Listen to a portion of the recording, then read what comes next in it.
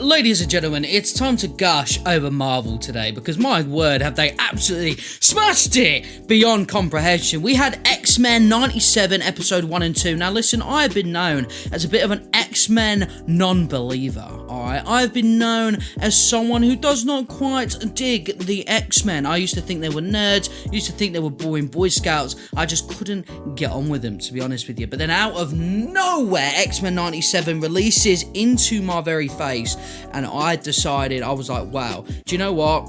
I am now a believer. This show is nuts, like in loads of different ways. There are a few moments where I think the animation is disgusting, but that's just when they do like this really weird like slideshow sort of animation. It looks really bad, but like when they actually do the normal animation stuff, it's gas. Like, it's actually really sick. But of course, you know, we got to talk about the story stuff, alright? So I'm apologising for spoilers, alright? Story went nuts. It dealt with themes that I knew the X-Men did deal with, but it handled them really, really well. There's like, you know, obviously Magneto is absolutely sick. Storm has crazy moments in this entire thing. Like, it just hits, and it goes crazy. Like, there's so much about this show that immediately was like, wow, I'm an X-Men fan, right? Like, there was moments with Cyclops, who I thought was an absolute nerd, who just absolutely cleans house with his beams, right? The concussive blasts and that. Just so cool, to be fair. And there's loads of like intricate story moments and stuff like that. Do you know what, actually? I would probably wager that the worst character in the show is Wolverine.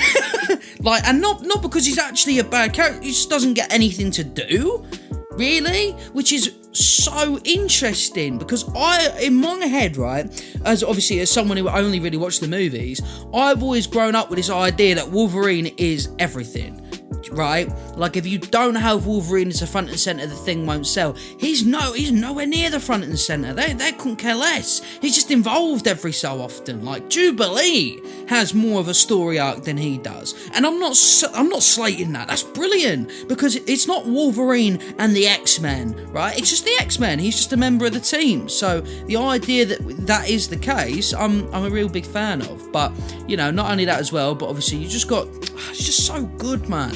I can't wait to watch the future stuff. I didn't really talk about the story that much, did I? I don't know why I mentioned spoilers, but, you know, it is what it is. I don't script these videos, if you can't tell, which I'm sure you can. But we're not done yet! We're also talking about the Marvel game. We're talking about the Captain America and Black Panther thing that literally looks like a movie. Like, it looks like someone has grabbed real individuals off the streets and thrown them in there. Now, it's by the same sort of person that does Uncharted, I believe, and it's probably going to be similar gameplay and stuff like that. Now, I've already seen people complain because you know, you're going to be playing as like two sort of non-powered characters, but I mean, on a story game, I'm sure there's a reason for it. I'm sure that and I'm sure they're going to get back to Captain America and Black Panther as soon as possible. The game looks great. The thing is, it comes out in 2025, and I hate when things do this to me, bro. I hate when things do this to me. Why do you do this to me? Just do a trailer like 4 months away and just do all the marketing and then release it. I can't handle it. Actually, it makes me want to cry, because I want to play the game now, but you've left me blue-balled with the release date. But it is what it is, you know? It is what it is. But let me know what you guys think. I'm going to do more videos like this, because, I